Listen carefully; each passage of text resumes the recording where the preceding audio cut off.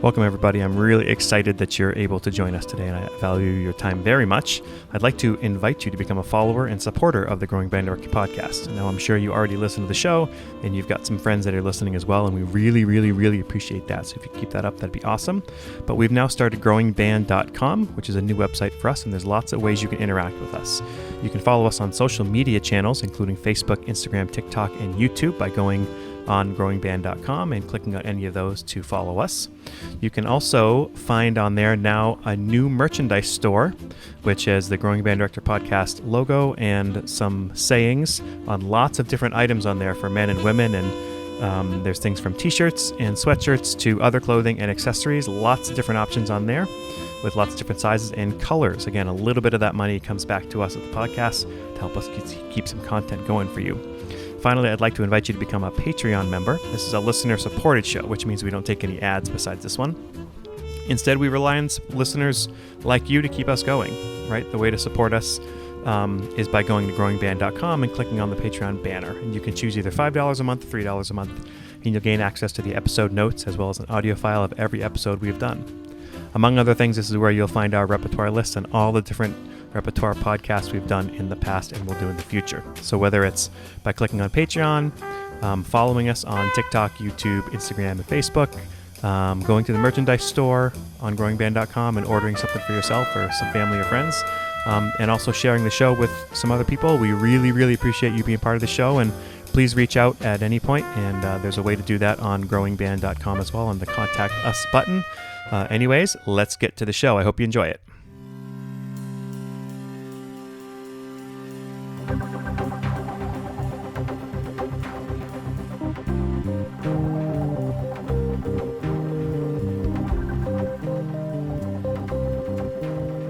Hey there, everybody, and welcome back to the Growing Band Director podcast. My name is Kyle Smith, and joining me is my friend and colleague, Jeff Smith.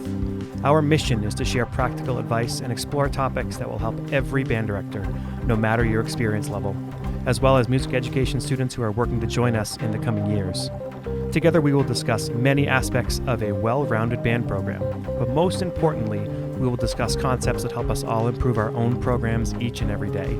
Always remember the famous quote by Ray Kroc, "When you're green, you're growing, and when you're right, you rot."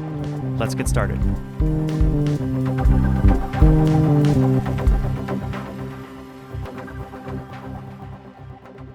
Welcome back to the Growing Band Director podcast. Today, I'm very excited to share with you a podcast about solutions for your pep band needs. Super easy solutions in order to make this happen. I will put a quick plug in that if you're listening to this on podcast, this is also available on video on YouTube. So there's gonna be a lot of things on here that are visual on the screen that I will describe, but wanted to let you know if you check it out on YouTube, you'll be able to see what I'm talking about with these things as well. So why am I doing this? Well, recently on social media, I've gotten tons of requests, people asking me about pep band music and what I do and what works. And I've been lucky and very happy to share a lot of stuff with those people, and hopefully that works for them really well. So I thought I would jump on and actually show what I do and how I have kids actually do this and all that. So first of all, I'll say that this is not a licensed approach. I'm using this for my group, so I don't get clearance to use these tunes or anything like that. So also this is just educationally, right? My approach to pep band is I want it to be easy to learn. I want it to be fun for the kids, and I want it to be super playable, right? We want it to be something that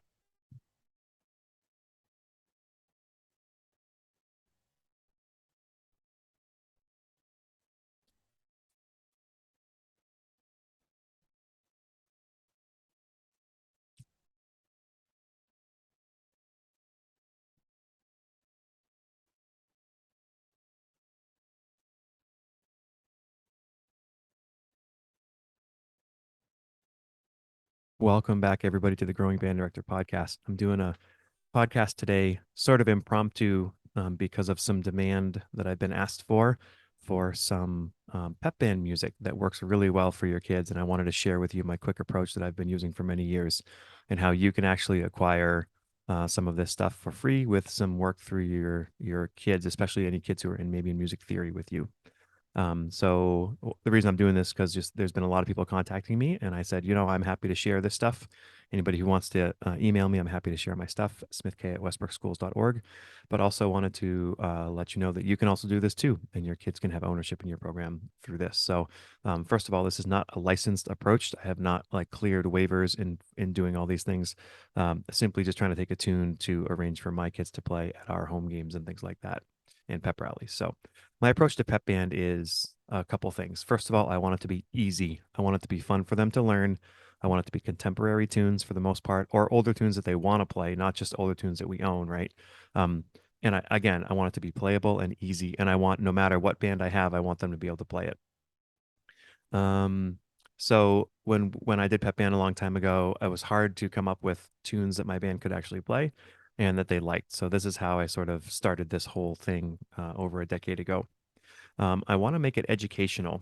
So I want to make it playable by as many groups as no matter the strength, by not leaning on one part too heavily. For example, all of part one is going to be trumpets and clarinets and flutes in unison or in octaves. So if you have one strong section but a weak section somewhere else, it's going to be covered.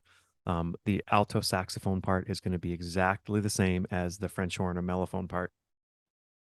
The trombone parts are going to be exactly the same as the tenor saxophone part. And then all the bass instruments are also going to be the same. I'll also write a percussion part of just a bass and a snare book. And it's super simple groove stuff. So my goal is not to make this complicated, but to make it something you can put together quickly and use quickly. So for me, the power of something easy and the power of making it using unison and octaves when needed as well is super powerful because that works really well. And kids like it, and it's easy to do. So often I see these arrangements that are just complicated and would take time to put together. But if you've got a show to learn and other stuff on your priority list, you want it stuff that will come together pretty easily. For me, I do this in my music theory class. And it's a unit that we do in our arranging section, which is our second semester of music theory. So again, you'd have to find a way that this works for you, but I'll give you sort of the template that I use through this short podcast. To me, they get ownership in the program, and they get arranging skills that benefit the band, and they learn how to do that arranging, which will help them as they get older as well. They get their name on the top of it as the arranger. And so as they graduate, their name sort of lives on through the program. What you're going to need to do this, first of all, you as the teacher will need some sort of program to use. So you need some sort of Sibelius or Finale or something else where you can make your parts and your scores look really, really nice. Your kids need a music software of some point. So there are some free items you can use on laptops, at least here in Maine. We have students who have MuseScore, which is sort of like a basic version of Finale, and that can be downloaded easily and for free. Another one that's web-based is NoteFlight. So they get as long as they have a device to be on, they can use that, and it's based on the interwebs. And I'm sure there are lots of other options out there as well. Those are the two that I've used. And the last thing you'll need is I use Music Notes for access to the lead sheet of the tunes. And what's great about musicnotes.com, if you haven't known it, basically you can find any tune you want on there. And you do have to pay to get the lead sheet. Sometimes it's $2, $3, up to $5 for the lead sheet. I actually get like a gift card that we buy with our music money, and then I can use that however I want on that website. But what that allows me to do is actually take the tune and in almost every case decide what key I want it in. It'll put it in the right key before I download the PDF. So you need to have access to the score and the chord changes for these. So those are the only things that you need. You need your own program in order to be able to sort of make a final version for the kids. The kids use their NoteFlight or MuseScore free software, and then you need to be able to get the lead sheet from somewhere. And you can find a lot of free lead sheets, but to me, musicnotes.com is a really easy way to do that. So next, what I'm going to do is share my screen for those of you who are watching, and just show you the steps on how I go about doing this. Okay. So this is the paper that I give out, and it's for, again, music theory. That's just an arrangement of what I have. So it says arrange a pop song of your choosing for the assigned instrumentation. Your song must be approved in order to have it added to the pep band music book and performed at public events. To be done on MuseScore or Sibelius or Finale if students already had those, which they don't. Or, of course, we already talked about Noteflight. The keys allowed, we allow kids to do this in the key of B flat or the key of E flat. And to be honest, when I choose ranges and instruments, I look at the trumpet part because if the trumpets can stay at their F on top of the staff and below G at the absolute highest, then I know that every kid's going to be able to play it. And then if it's low enough, we can always have kids take it up an octave if they want to. But to make it easy and playable, as long as it works for the trumpet part, then usually the key works really well for everybody. Instrumentation, you'll see here, we have flute and clarinet, both are part one, as well as trumpet, which is part one. Let's see, alto saxophone and French horn or mellophone are both part two. Tenor sax and trombone are part three. And then bass clarinet, bari sax, tuba, and string bass are part four. I also will put a percussion part in there, like I mentioned earlier, of bass drum and snare drum grooves. Also, the power of quarter notes in the bass drums helps a lot. You can use a drum set player. In that case, I would just have them learn the tune and just play by ear. For me, I use a full drum line, so it's pretty basic stuff for them. You'll also notice when I say part one, that means flute, clarinet, and trumpet are identical. They may be in different octaves, but they are identical to make it easy to learn and easy to use. And in one year, if you have a strong clarinet section and a weak flute section, it doesn't matter because the parts are covered. And that goes for everything. Okay, so next we go to the steps to the arranging. So the first thing I have the kids do is they choose a tune and you help them choose a key. So you got to find a tune that is current that they want to do. And if your gut is like, you know what, that's not going to work, then have them choose a different tune. But usually they come up with some really good ideas. Next, you need to acquire the lead sheet. If you have to transcribe it, it's much harder. There is a way to transcribe it easily if you're doing a riff version, which I'll explain in a little bit. But getting the lead sheet where you can see, okay, this is G minor and this is the notes of the melody in the key I want to use is a really, really big deal. Next, I'll have the kids analyze the form. If that's so, they need to know where the intro is, the verse, and the chorus. And there's basically going to be two different versions that I will give examples of here at the end. One is going to be a riff tune, and the other one is going to be like an intro verse chorus tune. Then I have down here this quick diagram where I basically have them plan who's going to be doing what, right? Do they all have the melody at a certain time? The verse is the melody in the part 2 and 3, and then at the chorus does the melody go to the part 1? You know, where are things going? So you kind of want to plan that out a little bit. And then, one trick on this is if you have like an accompaniment part, like, so say your trombones and tenor sax are playing like the chords underneath, are they going to play whole notes or are they going to play some sort of small rhythm that's going to help propel the piece? So, I would advise against using the exact rhythm on the lead sheets. I would make something that works rhythmically that's pretty simple. And again, you'll see a couple examples of things that I'll show you.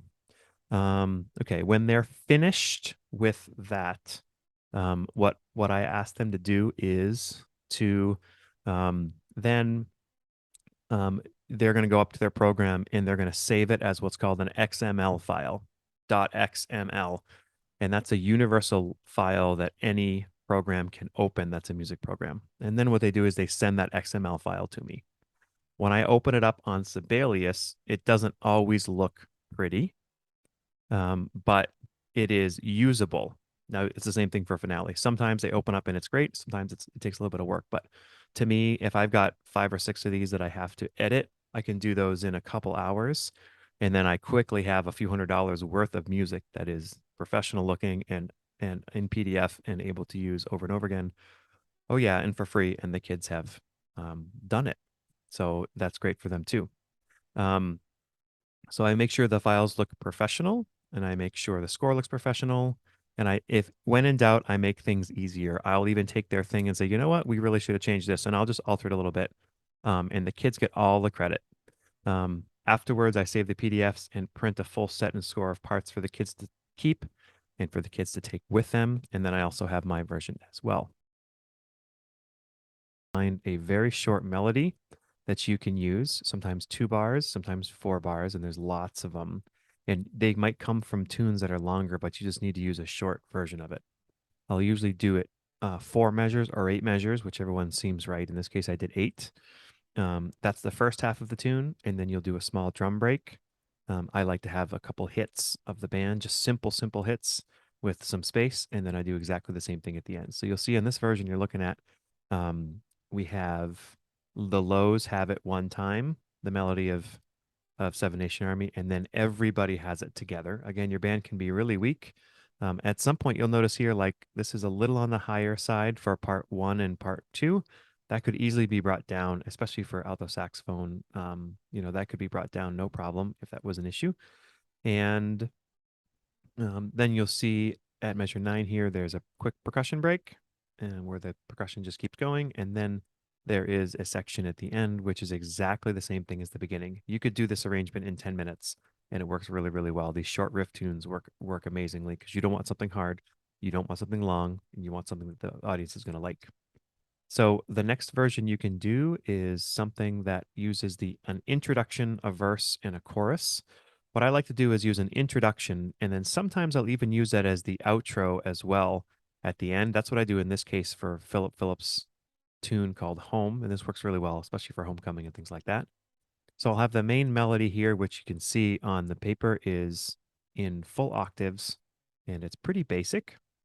And then it moves into the melody, the verse portion of the melody, and you'll see the melody is in alto sax and French horn. It's exactly the same thing. It's also in tenor sax in this case, which I probably should, I think I did that for a certain group, probably should have the trombone part and the tenor part the same.